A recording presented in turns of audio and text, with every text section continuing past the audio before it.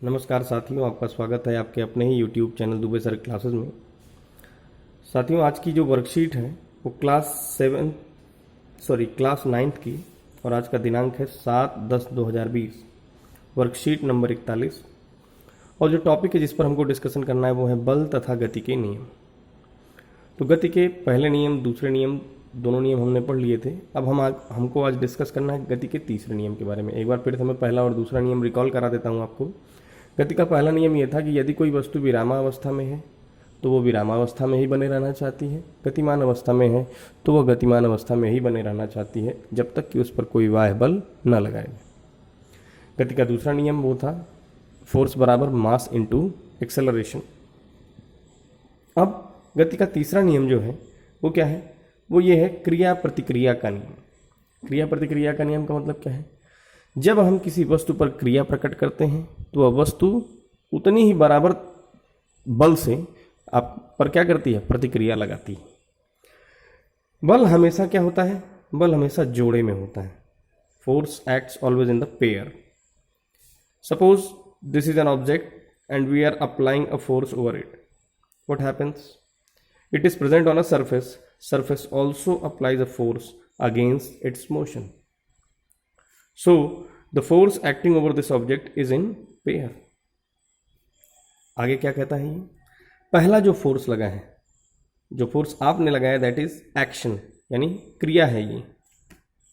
और जो सरफेस, जिस सरफेस पर वो वस्तु चल रही थी, उस सरफेस ने जो बल लगाया था दैट वाज रिएक्शन, यानी प्रतिक्रिया थी।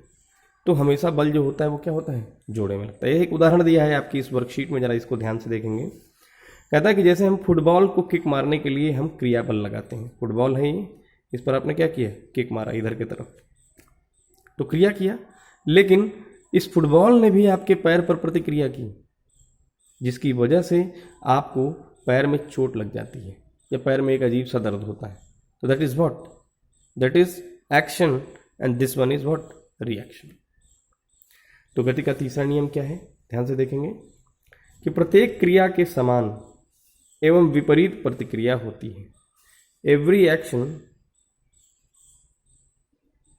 Has equal and opposite reaction.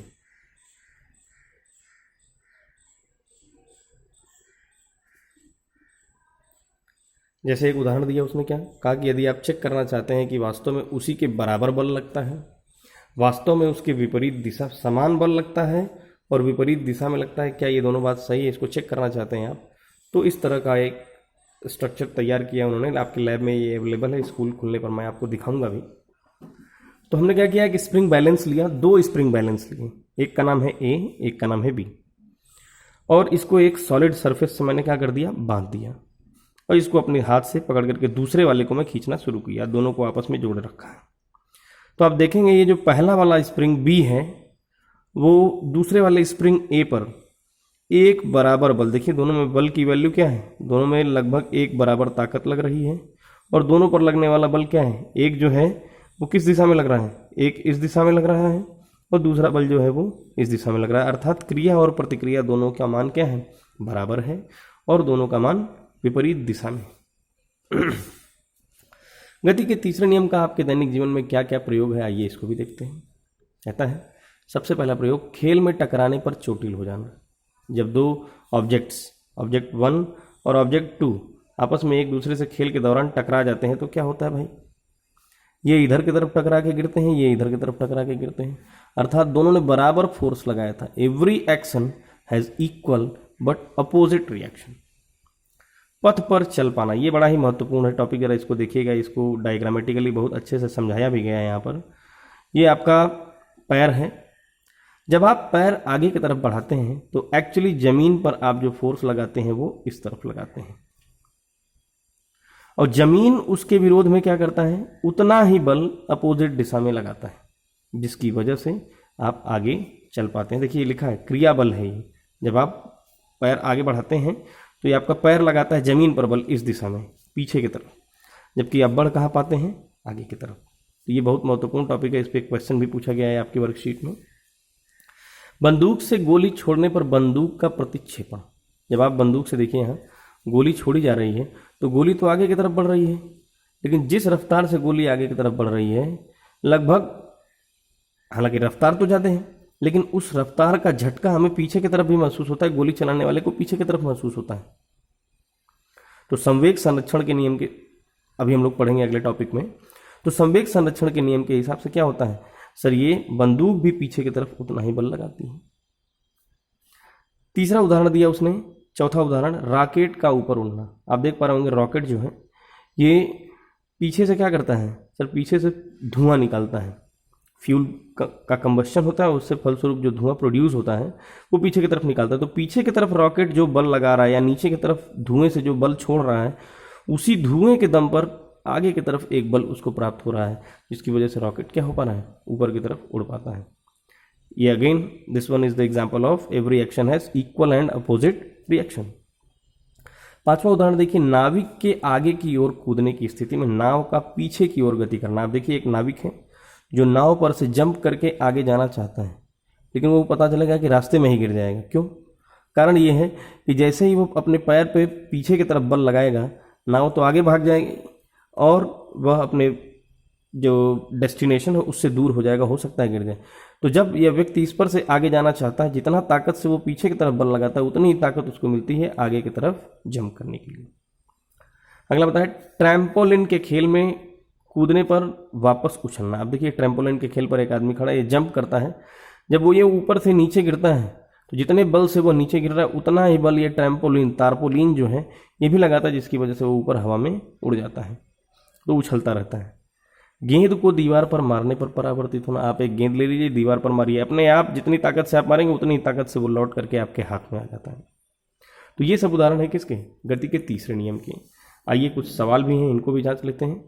गति का तीसरा नियम लिखिए। तो गति का तीसरा नियम क्या है, every action has equal and opposite reaction.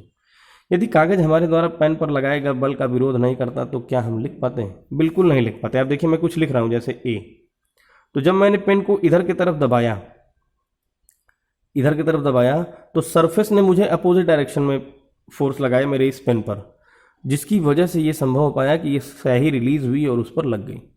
यदि ये फ्रिक्शन फोर्स न लगता अपोजिट डायरेक्शन में, पेन मैं इधर चला रहा हूं तो फ्रिक्शन फोर्स अपोजिट डायरेक्शन में लग रहा है, यदि ये विरोध न होता तो लिख पाना संभव न होता। नो, इसका आंसर क्या हो जाएगा? नो। एक सैनिक राइफल से गोली दागने से पहले राइफल को कंधे से क्यों सटा लेता है? उसे पता है भाई, ये हम लोगों ने देखा भी है कि सर यहाँ पर जब वो गोली दाग रहा था तो काफ़ी बल लग रहा था, जिस बल से गोली बहुत तेजी के साथ आगे बढ़ रही थी, लेकिन गोली ने भी बंदूक पर बल लगाया और ये किस दिशा में था? पीछे की दिशा में। तो संभावना ये थी कि गोली चलाने के बाद या गोली चलाने पे क्या होता कि निशाना चूक सकता था, इसलिए वो अपने कंधे से सटा लेता है ताकि जितना भी उसका रिएक्शन हो वो झेल जाए। तीसरा क्या है, दैनिक जीवन में गति के तीसरे नियम के कोई और 3 प्रयोग लिखिए। तो सर गति के तीसरे नियम के बहुत सारे प्रयोग हम लोगों ने अभी भी पढ़े कि पैदल चल पा रहे हैं, लिख पा रहे हैं, या आप कोई भी ऐसी क्रिया कर पा रहे हैं जिसकी प्रतिक्रिया आपको देखने को मिल रही है। तो ऐसे 3 उपयोग आपको अपने हिसाब से ढूंढ के लिखना है। गति के तीसरे नियम की मदद से हमारे चलने की प्रक्रिया को समझाइए। ये हमने पहले ही समझा दिया कि सर जब हम पीछे की तरफ हमारा पैर बल लगाता है तो पृथ्वी भी क्या करती है, आगे की तरफ धकेलती है, जिसकी वजह से व्यक्ति क्या होता है, आगे की तरफ बढ़ पाता है। आप गति के तीसरे नियम के बहुत सारे प्रयोग अपने जीवन में भी लिख सकते हैं। जैसे आप अगर किसी वस्तु पर चोट लगाते हैं तो वह वस्तु भी आपके हाथ पर चोट लगाती है। आप किसी को मारते हैं, आपके हाथ में भी दर्द महसूस होता है। That is also the example of every action has equal and opposite reaction. आप किसी को धक्का देते हैं तो वो व्यक्ति भी, उसका शरीर भी आपके अपोजिट डायरेक्शन में बल लगाता है, जिसकी वजह से आपको भी चोट महसूस होती है। फुटबॉल का उदाहरण आपने देखा ही। तो ऐसे बहुत सारे आपके जीवन के उदाहरण हैं, आप स्वयं से सोचिए और बताइए मुझे। धन्यवाद।